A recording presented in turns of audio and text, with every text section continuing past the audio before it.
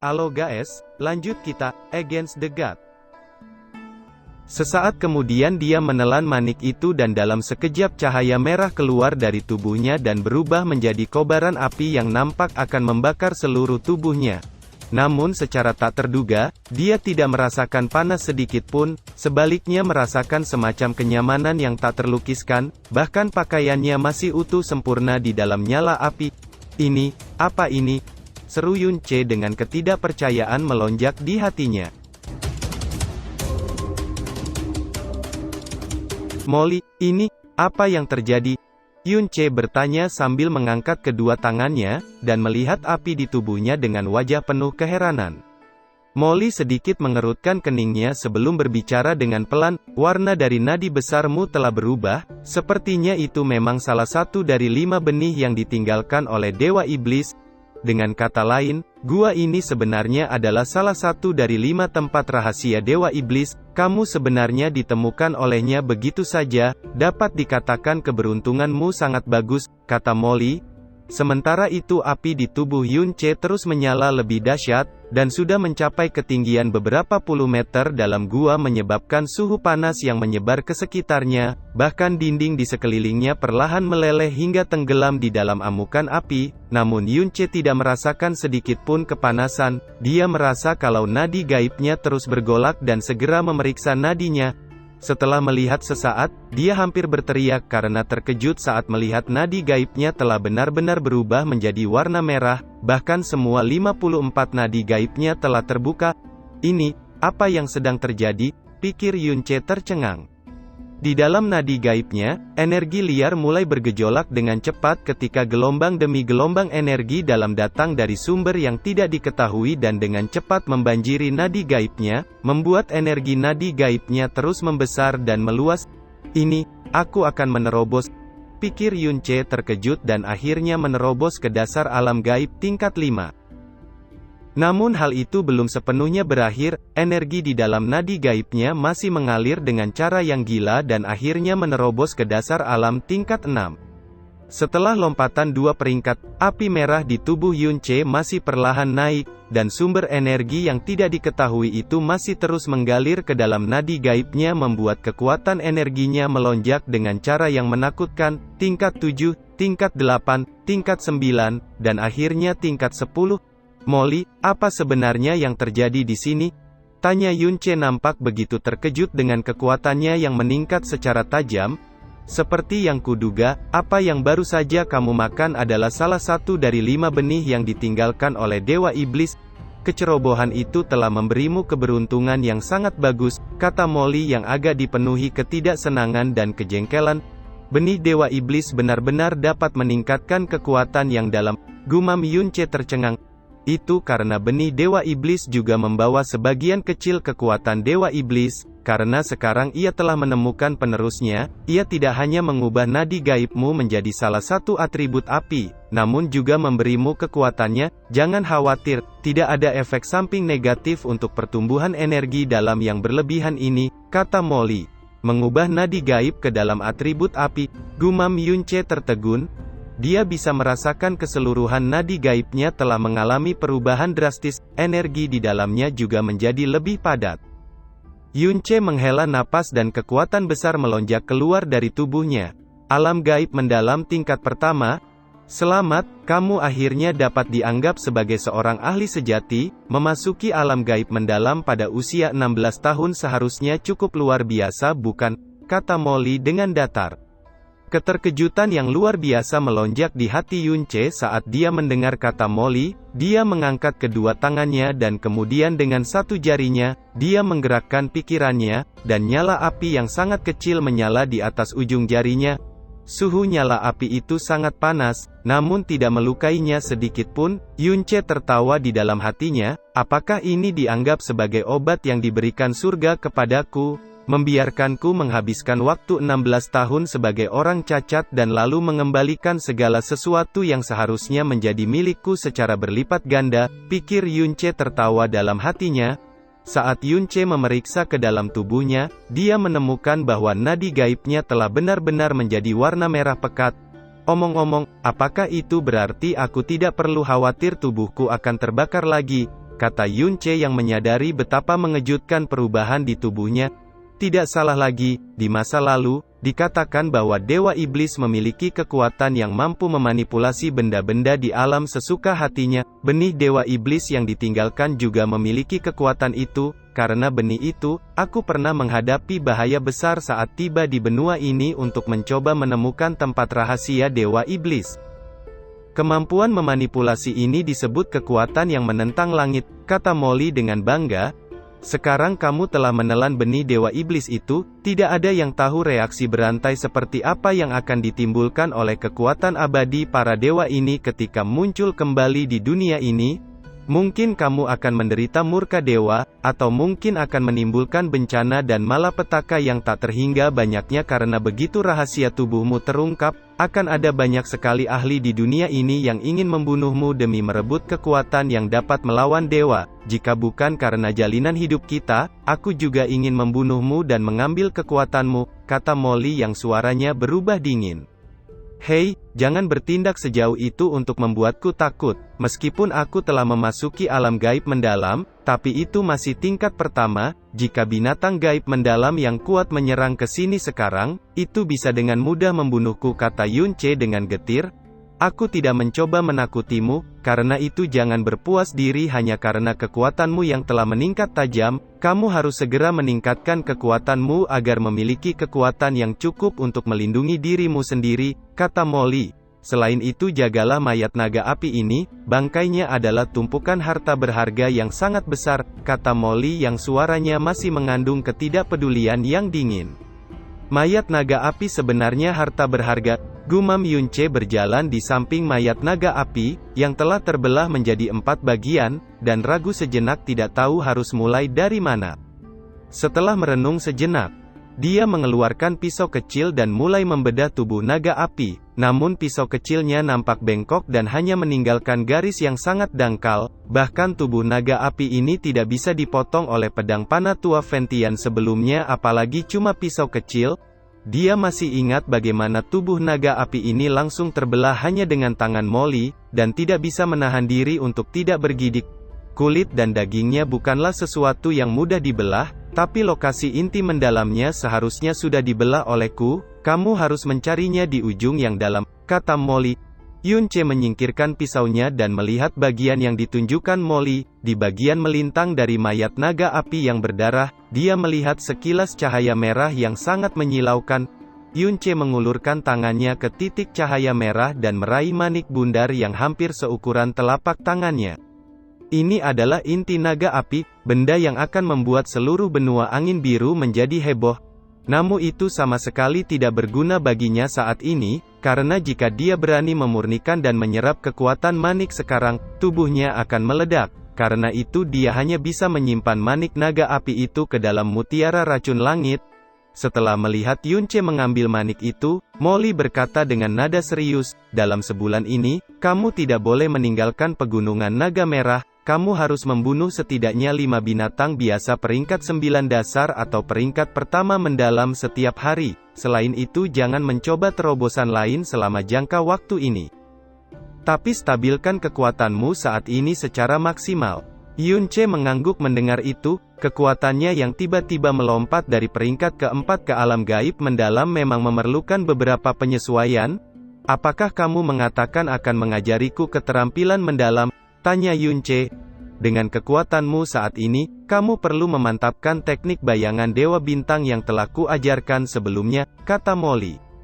Keterampilan itu lagi? Apakah tidak ada keterampilan mendalam untuk menyerang? Kata Yun Che agak kecewa. Belum saatnya mempelajari keterampilan menyerang, meskipun bayangan Dewa Bintang hanyalah sebuah gerakan namun kamu tidak bisa meremehkannya. Jika kamu mahir menguasainya, maka kecepatanmu akan menjadi sangat cepat. Jika kamu dapat mencapai puncak dari keterampilan kecepatan ini, lawanmu yang berada 3 atau 5 level lebih tinggi, tidak akan dapat dengan mudah mengalahkanmu. Baiklah, kata Yun Che segera mengangguk. Sejak saat itu Yun Che mulai giat berlatih memantapkan kecepatnya. Awalnya Molly berpikir bahwa Yun Che akan membutuhkan setidaknya 3 bulan untuk menguasai tahap pertama, tetapi tidak pernah berpikir bahwa dia akan sepenuhnya menyempurnakan tahap pertama hanya dalam waktu 1 bulan. Di kota bulan baru, hari pertama Yunche membawa besi besar di punggungnya. Setiap langkah yang diambilnya akan menghabiskan banyak energi, seluruh energinya akan dikeluarkan sepenuhnya sampai tubuhnya akan ditekan ke tanah oleh besi berat dan terus berjalan maju tanpa sedikit pun niat untuk berhenti. Tekad Yunche yang tak berhenti sepanjang jalan membuat Molly tertegun. Saat ini kamu pasti bisa menang melawan binatang buas, namun monster itu hanya memiliki kecerdasan yang rendah dan memiliki pola serangan yang membosankan. Jika kamu ingin menjadi lebih kuat, kamu harus lebih banyak bertarung dengan orang lain. Mari kita mulai dengan kota bulan baru ini, kata Molly. Mendengar itu, Yunche menganggukkan kepalanya dengan senang dan melepaskan besi berat di punggungnya. Mereka akhirnya memasuki kota bulan baru, kota yang padat dengan manusia dan berbagai bangunan toko. "Halo, Paman, boleh bertanya, di mana lokasi persekutuan pedagang bulan hitam?" tanya Yunche menghentikan seorang pria paruh baya. "Persekutuan pedagang bulan hitam," gumam pria paruh baya itu mengamati Yunche dari ujung kepala sampai ujung kaki sebelum menunjukkan arahnya. "Anak muda, untuk tempat seperti pedagang bulan hitam, perlu memiliki modal uang yang besar," kata pria itu. Yunche mengangguk, lalu mengucapkan terima kasih dan berjalan menuju ke arah yang ditunjukkan dan akhirnya tiba di sebuah bangunan besar yang terkesan sunyi. Ada sebuah papan nama besar di atasnya bertulisan Persekutuan Pedagang Bulan Hitam. Jangankan ramai, bahkan tak ada satupun orang yang berani bersuara lantang, seolah-olah takut mengganggu sesuatu. Persekutuan Pedagang Bulan Hitam ini, benar-benar seperti yang dijelaskan kakek, gumam Yunche. Markas Serikat Pedagang Bulan Hitam terletak di Kekaisaran Phoenix Suci. Serikat cabangnya telah menjangkau setiap negara dan kota besar, dan terkenal sebagai rantai serikat pedagang terbesar di benua langit yang mendalam. Dengan posisi seperti itu jelas ada seseorang yang memiliki pengaruh besar di belakangnya, bahkan 4 sekte besar tidak berani menyinggung Persekutuan Pedagang Bulan Hitam. Kelompok besar ini biasanya hanya menjual barang dagangan dengan kualitas yang cukup tinggi, dan tidak akan pernah melirik barang dengan kualitas yang lebih rendah. Setelah memastikan tempatnya benar, Yunche pergi ke sudut dan mengeluarkan sebotol kecil bubuk obat yang telah dimurnikannya sebelumnya dan dengan cepat mengoleskan ke wajahnya. "Apa yang sedang kamu lakukan?" tanya Molly penasaran. Yunche tidak menjawab, wajahnya telah berubah menjadi pria paruh baya, lalu dia berganti pakaian hitam dan memakai topi bambu yang menutupi separuh wajahnya. "Kamu bahkan tahu cara menyamar," kata Molly terkejut. "Sebagai tabib sakti, bisa menyamar bukanlah apa-apa. Ayo masuk dan lihat, di tempat ini mungkin ada jual pakaian bagus untuk anak perempuan," kata Yunche tertawa ringan. Molly hanya mencibirkan bibirnya saat mendengar itu. Penampilan aneh Yunche telah menarik perhatian banyak orang, tapi ketika mereka melihatnya dengan tenang berjalan, tatapan mereka sekitarnya juga dipenuhi dengan sedikit rasa hormat. Bagaimanapun memiliki modal untuk berdagang di tempat semacam ini akan menjadi orang yang sangat penting. Bagian dalam persekutuan sangat luas, di atas rak barang yang sangat besar, terdapat berbagai macam barang dagangan yang mahal. Mulai bahan obat, jimat, senjata, inti binatang buas tingkat rendah, dan bahkan keterampilan mendalam tingkat rendah. Ada seorang pria berusia 30 tahun dipanggil Mamat, berdiri di belakang meja kasir. Dia melihat Yunche dan bertanya, "Mau membeli atau menjual?" Yunche acuh tak acuh saat mendengar itu, sebelum mengeluarkan 3 pil dan meletakkannya di atas meja. 3 pil roh api, ajukan penawaranmu, kata Yunche yang menyamar sebagai pria paruh baya dengan santai. "Pil roh api," seru Mamat tertegun, lalu mengambil salah satu pil dan mengelusnya dengan ringan, dan tiba-tiba begitu terkejut. "Ini pil roh api tingkat 10? Bahkan pil peringkat ke-6 sudah dianggap sebagai barang kelas atas. Pil peringkat 7, 8, 9 adalah barang langka. Sedangkan untuk pil peringkat 10, bahkan untuk alkemis nomor 1 belum tentu dapat menemukan satu pil di antara 10.000 pil." "Menawar berapa?" tanya Yunche sekali lagi mengejutkan. Kasir Mamat yang nampak terbelalak itu akhirnya mengambilnya dan dengan cepat mengeluarkan sebuah kotak kayu hitam dan menempatkan 3 pil roh api ke dalamnya untuk mencegah energi obat menyebar. Ekspresi Mamat sekarang jauh lebih hormat saat dia menghadapi Yunche dan menjawab dengan sopan, ketiga pil roh api peringkat 10 ini adalah yang terbaik dari yang terbaik, untuk harganya, saya akan memberi tuan masing-masing 100 koin ungu yang dalam, jadi totalnya 300 koin ungu. Mendengar itu, Yunche terdiam beberapa saat. Melihat Yunche terdiam, Mamat mulai panik dan dengan hati-hati memperhatikan situasinya. Jika harganya kurang memuaskan, dia tidak segan-segan menaikkannya. Bagaimanapun ketiga pil roh api peringkat 10 ini memiliki harga setinggi langit jika dijual ke salah satu sekte besar di benua langit mendalam yang mempraktikkan atribut api. Namun Yunche terdiam bukan karena tawaran murahan, tapi langsung terkejut dengan harga yang ditawarkan, 300 koin ungu, itu berarti 3 juta koin kuning, itu setara dengan pendapatan 1 abad dari rata-rata keluarga. Dia tak menyangka pil roh api ini ternyata sangat berharga. Keheningannya yang terus-menerus membuat Mamat gugup dan berkata, jika tuan masih tidak puas dengan harganya, maka, bahkan sebelum Mamat selesai bicara, Yunche menjawab, setuju. Mamat tidak bisa menyembunyikan kegembiraannya saat mendengar itu, bahkan jika pil itu dijual seharga 1000 koin ungu, sekte besar manapun akan dengan mudah memperebutkannya. Mamat dengan cepat menyimpan pil roh api dan berbalik. Setelah beberapa saat, dia mengeluarkan kartu ungu mengkilap dan memberikannya pada Yunche. Ini adalah kartu mata uang besar, mohon terima. Jika tuan memerlukan hal lain, tuan selalu disambut di toko kami, kata Mamat dengan sopan. Yunche dengan senang menerima kartu itu dan menyimpannya, namun setelah menyimpan kartu uang, Yunche tidak segera pergi, dan kembali meletakkan sesuatu di atas meja dan berkata, inti mendalam, berapa tawaranmu? Molly nampak terkejut saat melihat itu. Apa yang kamu lakukan? Kamu ingin menjualnya? Kamu gila? Kata Molly. Tidak, tentu saja aku tidak akan menjualnya, aku hanya ingin menakut-nakuti mereka sedikit agar kedepannya aku lebih nyaman berbisnis di sini, kata Yunche. Molly hanya diam tidak menanggapi. Inti yang mendalam, seru Mamat terkejut dan mengambilnya. Meskipun dia tahu tentang inti mendalam, namun dia masih tidak dapat memastikan dari binatang mana inti itu berasal. Mamat dengan lembut mengusapnya. Segera setelah itu, wajahnya tiba-tiba berubah dan matanya terbelalak saat dia mengangkat kedua tangannya yang gemetar. Ini inti naga, tidak hanya itu, ini adalah inti naga kaisar, seru Mamat dengan kejutan besar melonjak di wajahnya. Segera buat penawaran, kata Yunche dengan tidak sabar. Mamat meletakkan inti naga itu kembali ke meja, takut untuk mengambilnya lagi. Pandangannya terhadap Yunche telah berubah total dari sebelumnya.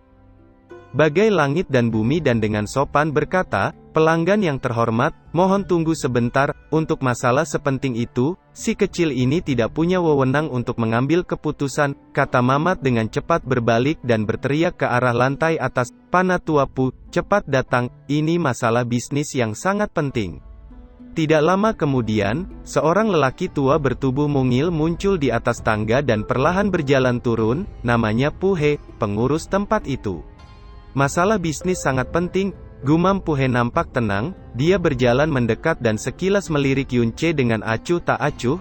Melihat Puhe datang, Mamat langsung menyodorkan inti itu dengan tangan gemetar, Panatuapu, ayo lihat. Puhe memelototinya dan dengan tidak senang dan berkata, kendalikan dirimu, bagaimana kamu bisa membiarkan inti yang begitu kecil ini menempatkanmu dalam kondisi seperti ini? Lihat dirimu, orang-orang akan mulai berpikir kurang tentang persekutuan kita, kata Puhe menegur dengan tatapan dingin. Dia lalu mengambil inti yang dalam dan seketika dia tiba-tiba terdiam dan tangannya sedikit gemetar. Dia segera mendekatkannya ke matanya dan dengan hati-hati menggunakan sedikit energinya untuk memeriksanya. Sekejap tubuhnya bergetar dan janggutnya terangkat saat berteriak dengan suara lebih tinggi dari Mamat, ini, inti kaisar mendalam, inti naga. Inti kaisar mendalam saja sudah membuat heboh kalian. Benar-benar persekutuan yang menjanjikan, kata Yunche. Puhe sangat terkejut saat mendengar itu, dia segera melihat Yunche dan dengan sungguh-sungguh mengukurnya sebelum dengan hati-hati meletakkan inti naga api ke meja dan dengan hormat bertanya, pelanggan yang terhormat, apakah mungkin untuk memberitahu kami nama Anda yang terhormat? Saat pertama kali turun, dia hanya melirik Yunche dan melihat wajah seperti zombie dan hanya mendengus dengan jijik mengingat status persekutuan, tapi sekarang, Pu-he mulai menganggap penampilan Yunche dengan serius, seseorang yang mampu mendapatkan inti Kaisar Naga mendalam, keberadaan menakutkan macam apa dia. Yunche yang memiliki penampilan pria paruh baya misterius menyipitkan matanya, dengan sikap dingin berkata, kapan persekutuan pedagang bulan hitam menambahkan aturan baru untuk menanyakan nama seseorang? Sekejap Pu-he merasakan sedikit niat membunuh dari Yunche membuat hatinya bergidik, dia menundukkan kepalanya dan dengan hormat menjawab, tidak, tolong jangan pedulikan, kata Pu-he buru-buru menjawab, di hadapan seseorang yang mampu membunuh naga kaisar mendalam, Pu-he tidak bisa menahan kekagumannya dan membiarkan lidahnya terpeleset. Yunche hanya dengan dingin mendengus.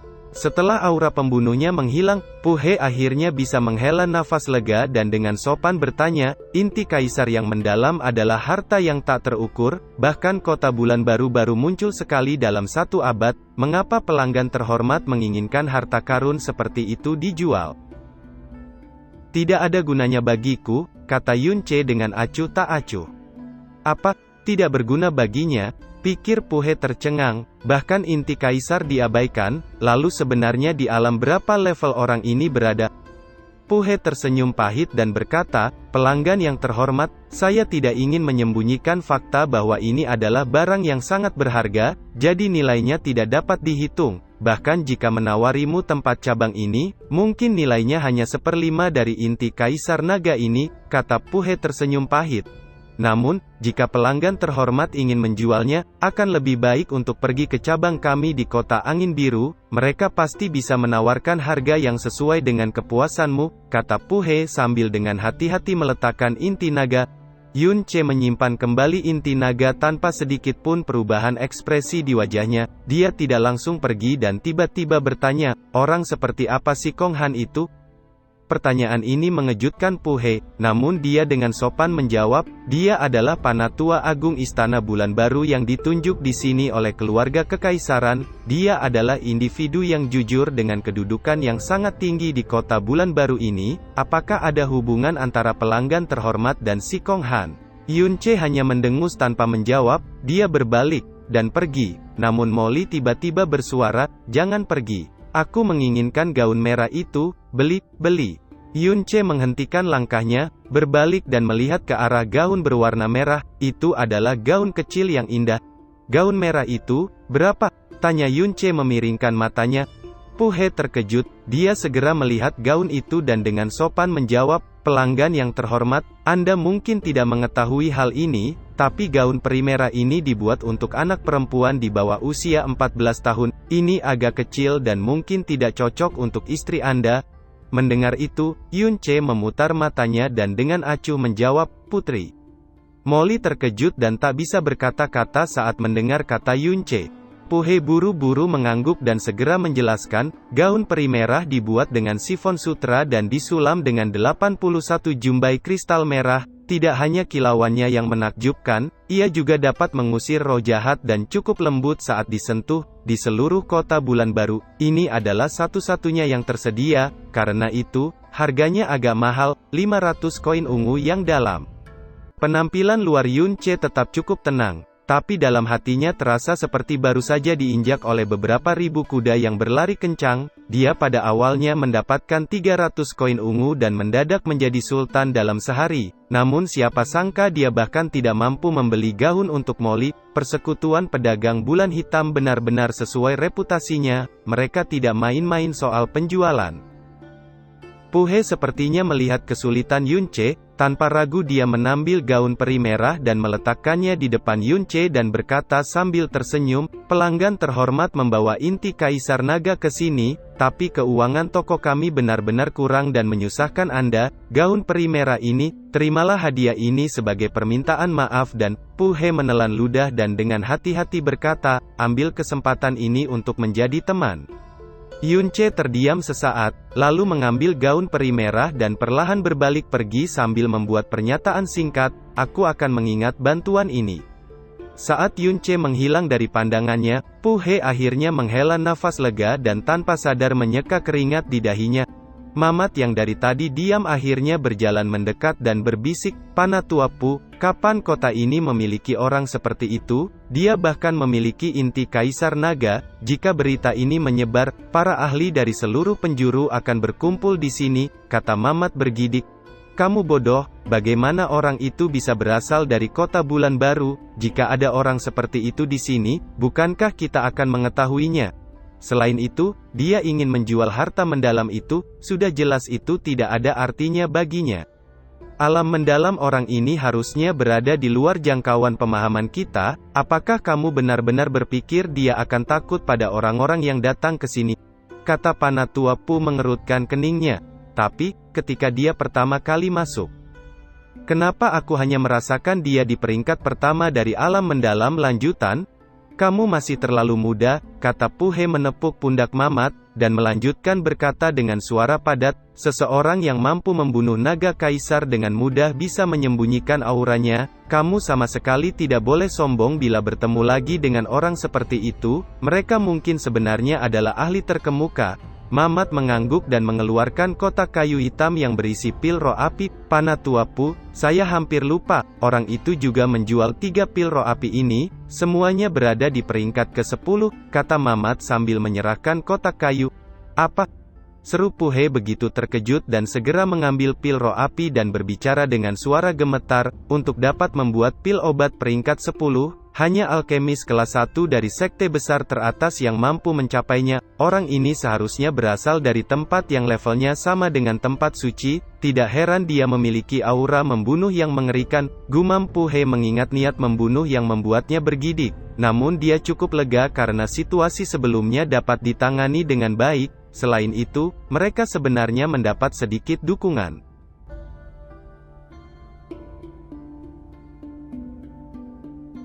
Cerita pun selesai, nantikan spoiler selanjutnya guys. Buat yang penasaran sama kelanjutan ceritanya, disubrek aja guys biar lanjut terus spoilernya. Buat yang udah subrek, mudahan dilancarkan rezekinya, sehat selalu dan dimudahkan segala urusannya. See you and bye.